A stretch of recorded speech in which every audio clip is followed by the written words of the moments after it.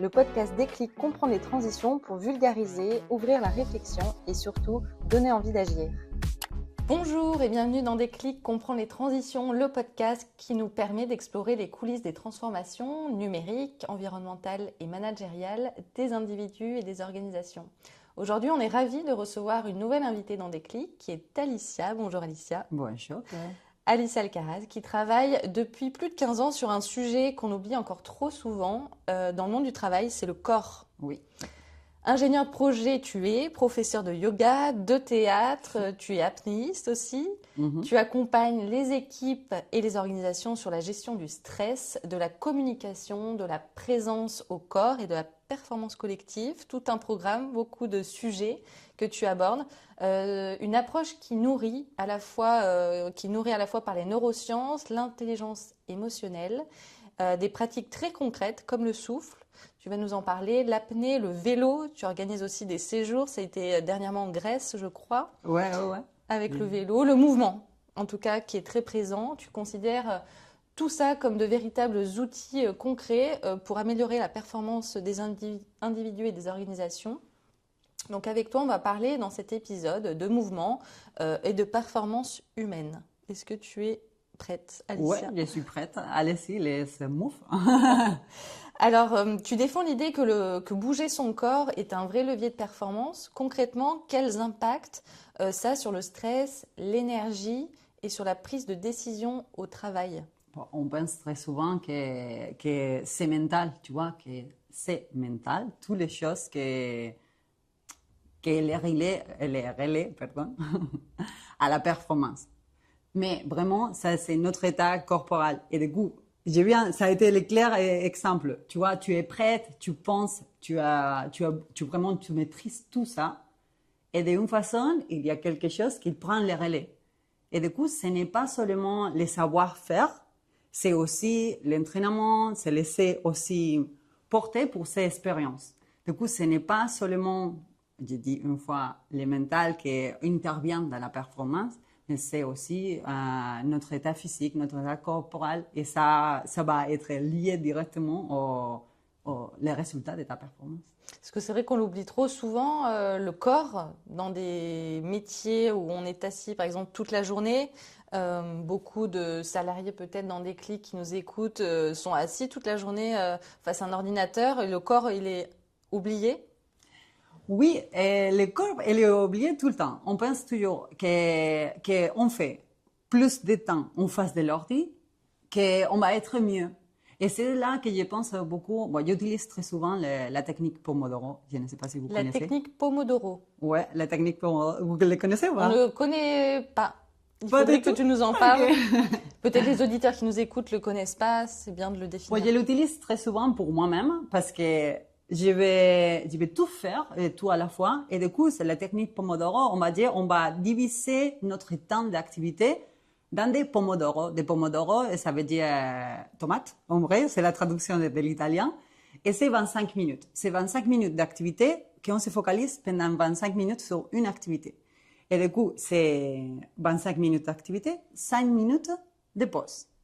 Après 4 Pomodoro, tu peux faire une pause un peu plus longue. Ça veut dire, notre cerveau, à ce moment-là, il sait que dans 25 minutes, il va avoir une petite récompense, qu'il va être une pause. Et du coup, ça aide à que déjà, la récompense, elle va venir. Et du coup, notre cerveau, il se relaxe et il peut être plus focalisé sur certains temps.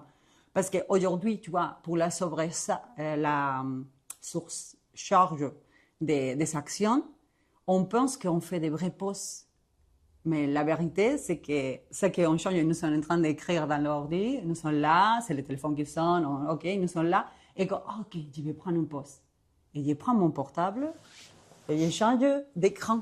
Franchement, ce qu'on fait vraiment, c'est changer d'écran.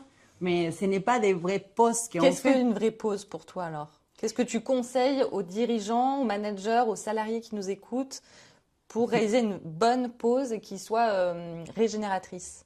Pour moi, une vraie pause, je pense que tout le monde le sait. Ce n'est pas, je ne vais pas inventer la rue, comme on dit. Mais une vraie pause, c'est vraiment prendre conscience de où nous sommes. C'est la présence. C'est vraiment sentir que où je suis assis c'est comment que je me sens. Tu vois, c'est vraiment c'est un état physique de conscience. Et vraiment, en pause, il faudra pas prendre, moi, j'ai pas le temps pour faire ça. Mais ok, si j'ai pas le temps pour faire ça, ça veut dire que peut-être, oui, je vais prendre des décisions plus rapides, mais peut-être ils sont moins justes. L'idée, c'est toujours de que, en prenant ces pauses, on a le temps aussi de réagir mieux. Pour exemple, je vais mettre un petit, dans la phrase, on mange les enfants. On mange les enfants, ce n'est pas le même que on mange les enfants. Quelle différence tu fais? On mange les enfants, je ne sais pas qu'est-ce que ça veut dire, mais je pense que ça veut dire qu'on va manger des enfants. Et par contre, si on mange les enfants, ces petits pauses, ils changent toute la signification. La ponctualité qu'amène, qui est amenée dans cette phrase, ça permet aussi de prendre la mesure de ce qu'on veut vraiment. Oui, mais ce n'est pas... ouais, on parle de ponctualité, on peut parler ici, c'est pour ça les similes, je vais le faire avec la pause. La pause, c'est dedans de la performance. C'est dedans de la qualité de la phrase. Moi, ce n'est pas le même que je te parle à 2000 par heure, que je peux le faire, hein, et même en espagnol. Mais les choses, c'est que quand je mets une pause, ça te donne envie de savoir qu'est-ce que ça vient derrière. Ça, on travaille beaucoup dans la présence, quand on fait la prise de parole publique, et pas que. Aussi, dans notre quotidien, quand on met en pause, c'est comme, OK, à la place d'y aller en pilote automatique, je mettre en pause en disant, OK, je ressens mon corps, comment je suis, comment je me trouve. On ferait un petit scanner, et ce petit scanner, il nous laisse en pause réelle que notre corps, il va intervenir avec la tête. Tu vois, c'est un poste on va dire, un vrai break cérébral. Une vraie pause avec le cerveau, en tout cas, et de revenir au corps. Donc, une bonne pause, d'après toi, pour un salarié, par exemple, qui est devant son ordinateur, c'est de fermer les écrans, de revenir au corps, de ressentir son corps. Un exercice très facile, c'est franchement ça. Et donc, c'est très simple. C'est vraiment, OK, je me pose. C'est vraiment te poser et te rendre compte où tu peux bouger. Tu vois, c'est un peu comme la méditation. Beaucoup de gens ils me disent, Alicia, moi je ne peux pas faire la méditation. Pourquoi tu ne peux pas faire la méditation? Franchement, c'est parce que tu n'as pas envie de faire la méditation. Parce qu'il faudra, pour faire la méditation, il ne faudra pas... il y a des états de faire la méditation. Il ne faudra pas que tu te pousses. Il y a une petite puissance parce qu'il y a aussi une pratique. Tu vois, c'est avec la pratique qu'on apprend. Mais c'est toujours en faisant qu'on apprend. Et voilà, c'est un peu ça que... OK, avec. Pour les concrétiser, pour dire un peu, on revient à l'apnée, non? Par exemple, quand je viens dans la l'autre jour... Compétition. De la compétition, ouais, exactement, d'apnée. L'autre jour, j'étais très nerveuse. Et j'étais en mode, Alicia, tu sais la théorie, non? Tu sais la théorie de ça. Il faudra bouger les corps, il faudra, tu vois. Et du coup, moi, je suis pour attaquer toutes les choses qui me font du stress à ce moment, il faudra bouger les corps. Parce que, je te dis, une émotion, il se génère une émotion dans toutes les choses qui passent autour de nous. Et il y a les stimuli créent des émotions. Après une émotion, il peut se créer dans, normalement estimé, 124 millisecondes. Par contre, une raison, on va dire un état d'anime, comme par exemple c'est la colère, c'est une chose qui vient un peu derrière, parce que c'est la raison qu'il travaille. Et du coup, la raison qu'il travaille. Et ça, il peut se créer dans 500 millisecondes. Ça veut dire qu'on doit créer de nouvelles stimuli pour que la raison, il arrive plus tard. Tu vois, elle va arriver toujours plus tard, mais pour que la raison, il n'intervient pas d'une façon négative, on va dire. C'est-à-dire que la gestion du stress et se mettre en pause, c'est pas forcément ne rien faire, mais c'est de bouger son corps, de changer peut-être de pièce, c'est peut-être de marcher pour revenir aussi à son corps et ressentir. Exactement, c'est en vrai, c'est état de présence. Ce que je veux dire, c'est état de présence. Et je vais vous donner ces images que j'ai cherchées l'autre jour. Bon, que j'ai cherché, a été Vraiment, j'étais dans un état de stress et dans l'apnée, on voit très souvent que quand tu es dans un état de stress, tu consommes plus. Du coup, même si tu le dis à ta tête, calme-toi, calme-toi. Combien de fois, quand tu es trop énervé et les gens ils te disent, calme-toi, Chloé, mais calme-toi. Et qu'est-ce que ça te fait? Ça te calme, hein? Pas du tout. Pas du tout, parce que ce n'est pas la raison qui intervient là. Parce que pour te calmer, ce n'est pas la raison. Et tu sais vraiment que tu dois te calmer, tu le sais. Mais calme-toi, calme-toi, calme-toi. Même si tu n'es pas énervé, si je te répète 3 fois, calme-toi, ça t'énerve. Et donc, qu'est-ce que tu as fait pour calmer ce mindset et ce stress lors de ta compétition? Sauter. Et une autre chose qu'on fait très souvent en apnée, c'est rire. On force rire. Seulement l'effet de forcer la rire, on dit très souvent aussi, en psychologie, ça s'utilise aussi, de se mettre un crayon là. Et du coup, seulement, c'est un fake sourire là. Et du coup, l'effet d'avoir un fake sourire, le cerveau, elle est un peu pas trop sage, on dira. Et du coup, seulement l'effet qu'on bouge la tête et on sourit, ça déjà, il s'envoie des messages au cerveau qui dit que ça détend. Du coup, ça active le système parasympathique.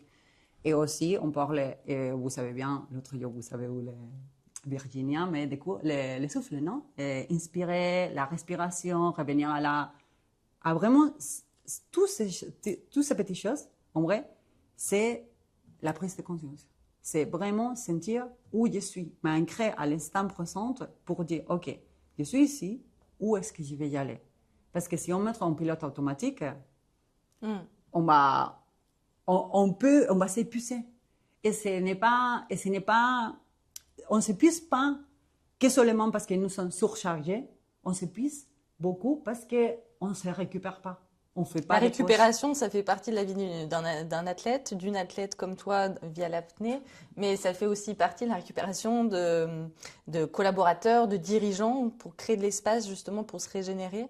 On en parlait avec un autre invité, Morgane Bourkis, qui est triple champion du monde d'apnée. Il nous en parlait aussi de créer de l'espace de pause où on ralentit pour faire preuve et place aussi à la créativité qui fait partie de l'innovation aussi, et puis au fait de se reposer tout simplement pour mieux repartir après.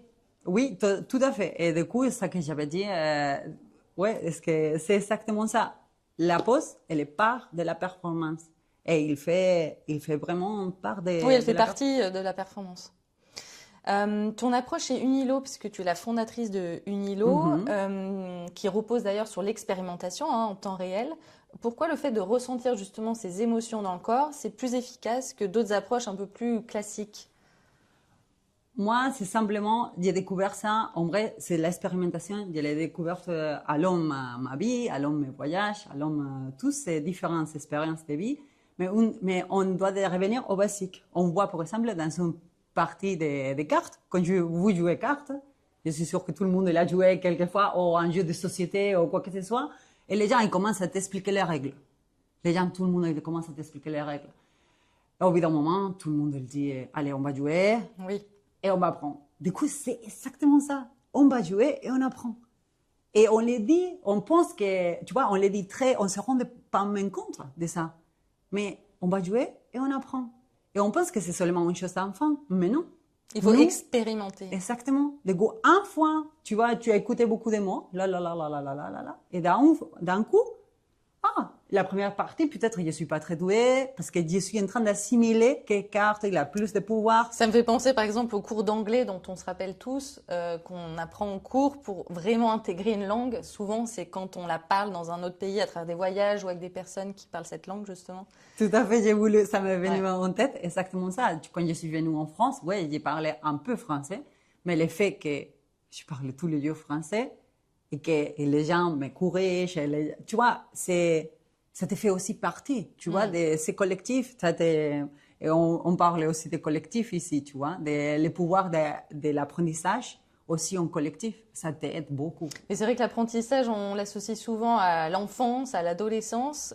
En fait, on se rend compte que chacun de nous a apprend beaucoup au cours d'une vie, mais professionnelle aussi, et que l'apprentissage, c'est important. C'est pour ça qu'on parle aussi beaucoup de formation, qu'il faut se former au cours d'une vie professionnelle. Et c'est aussi en intégrant des outils dont tu parles qui paraissent essentiels aujourd'hui à intégrer dans nos vies.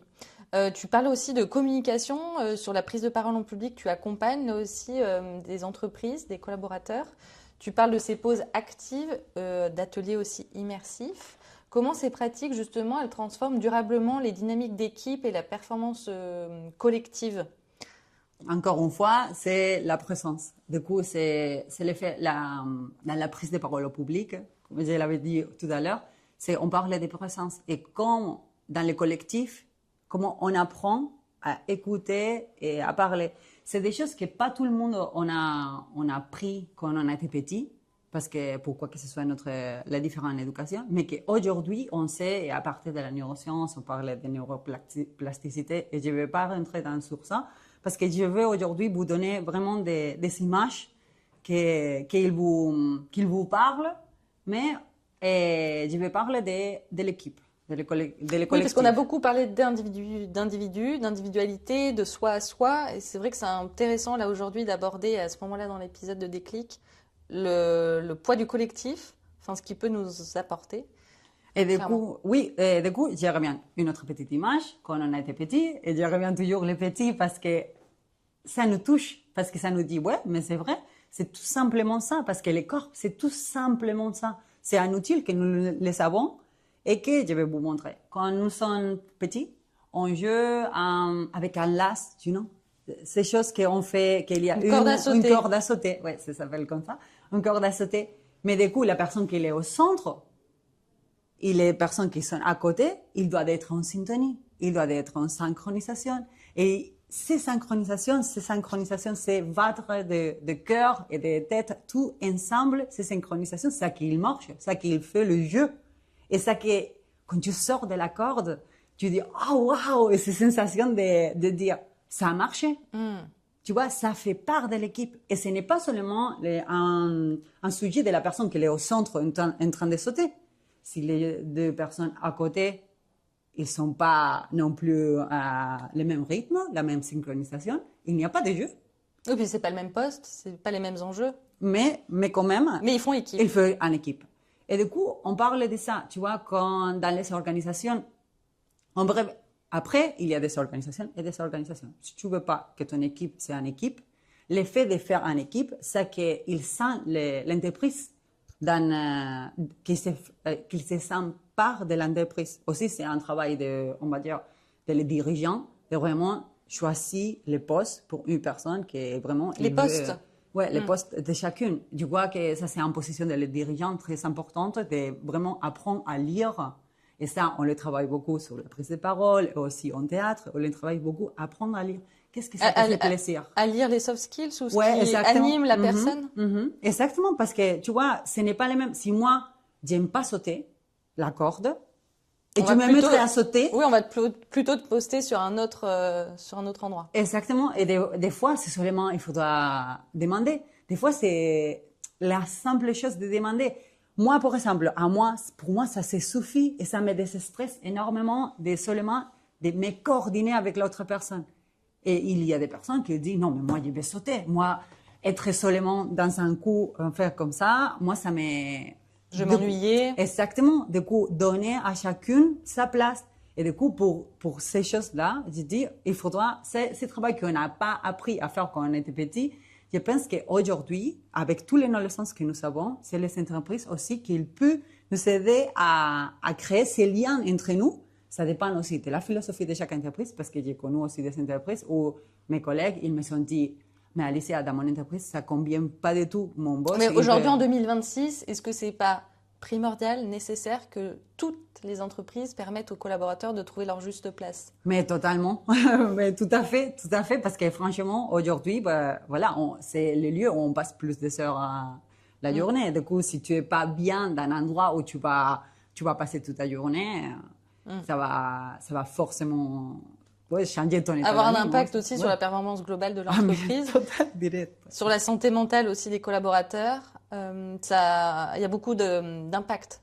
Mais c'est direct. Je te dis, est-ce on revient au jeu quand tu te sens mal, quand tu vois que tu ne te coordonnes pas avec ton collègue, quand tu as été petit, ça t'a ennuyé, vraiment. Oui, il y a une frustration qui se crée. Mais par contre, quand vous êtes là, quand vous vous entraînez, quand vous faites des choses, tu te sens part de l'entreprise. Tu sens que tu es valide. Tu vois? Justement, le corps, tu parles beaucoup du mouvement, du corps pour les organisations. On parle beaucoup de team building aussi aujourd'hui. Est-ce que c'est aussi cette approche que tu mets en avant et que tu peux aussi peut-être partager? Tu organises des sortes de team building, des séjours où là, le corps est vraiment mis en avant. Pour des équipes, pour des chefs d'entreprise et des managers qui nous écoutent, comment tu imagines ces team building? Pues ça dépend de chaque entreprise, ça dépend de l'objectif. On va travailler sur une chose ou une autre.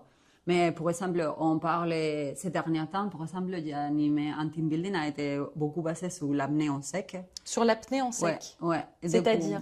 Oui, du coup, on parlait très, très souvent d'apnée. On parle d'apnée comme plongée, tu vois. Parce que aussi, les gens ils disent l'apnée pour dormir, tu vois. Non, mais pas du l'apnée tout. du sommeil. Non, là, on parle d'apnée sous l'eau, apnée Exactement. câblée. Mais il faudra vraiment dire, apnée câblée ou pas. Ou statique. Moi, ce que je pratique dans les entreprises, par exemple, ça dépend de l'objectif. Mais par exemple, la dernière que j'avais fait, on a voulu vraiment voir la différence entre la respiration et l'apnée. Parce que dans l'apnée, c'est l'absence de respiration. Et du coup, ça peut nous mettre en stress une autre fois. Et du coup, on ne cherche pas à se mettre en stress. On essaye avec l'apnée, on essaye de vraiment comprendre qu'est-ce que ça nous arrive et pourquoi c'est envie de respirer. On va dire, si tu veux, on rentre un peu là, mais ce n'est pas le manque d'oxygène qui nous donne envie de respirer, sinon c'est la tox de CO2. Je ne sais pas si vous savez déjà ça, mais ce n'est pas, nous avons dans le corps et aucun signal pour comprendre qu'on n'a pas d'oxygène. Du coup, seulement notre corps, il réagit quand la tox de CO2, augmente. Le taux, de CO2 augmente. Et du coup, en vrai, pendant ce team building, on travaille beaucoup la prise de conscience et la sensation encore. On apprend, je donne des outils qu'elle peut utiliser jour à jour, vraiment dans ce quotidien, sa vie perso et pro. Et ça a déjà créé un lien entre les collaborateurs, même s'ils sont été tout seuls dans sa performance intérieure, ils sont déjà, parce qu'ils sont passés pour les mêmes états. Et le fait de qu'on parlait, l'autre parlait, une a réussi, l'autre n'a pas réussi, parce qu'après, c'est le défi et comment on se parle. Du coup, on travaille beaucoup sur notre communication intérieure, comment on se parle. Et ils sont communication intérieure et communication avec son équipe, du coup. Oui, mais la communication avec l'équipe, ça commence d'abord avec comment je me sens avec moi-même. Et comment je partage ça à l'extérieur. L'apnée, moi, c'est un sujet que j'adore et que vraiment, si on mettrait la pression sur l'apnée, on va pas performer, pas du tout. Et du coup, tu vois, c'est vraiment, tu dois vraiment, c'est voir la différence entre être là et être là. Respirer à travers du nez. Du coup, si je dois te donner un conseil direct, voilà, faites conscience de si vous respirez à travers du nez ou à travers de la bouche. À travers du nez. Et puis respirer aussi, soit avec le plexus, soit avec le ventre. Directement, quand tu respires à travers du nez, quand tu respires à travers du nez, inconscientement, ça va faire un peu bébé.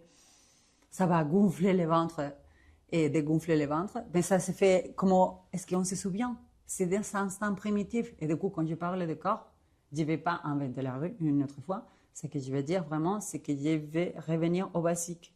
Et pour moi, la présence de la pause dans la performance, je pense que c'est la clé vraiment de toute la performance, de la prise de parole.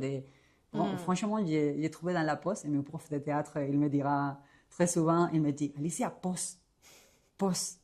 Et maintenant, j'ai encadré la pause, j'adore. Si vous aussi, vous souhaitez intégrer plus de pauses, plus de mouvements aussi par le corps dans vos organisations, on vous laisse contacter Alicia Alcaraz pour... c'est Alcazar, comme la bibliothèque. à Marseille pour ceux qui la connaissent.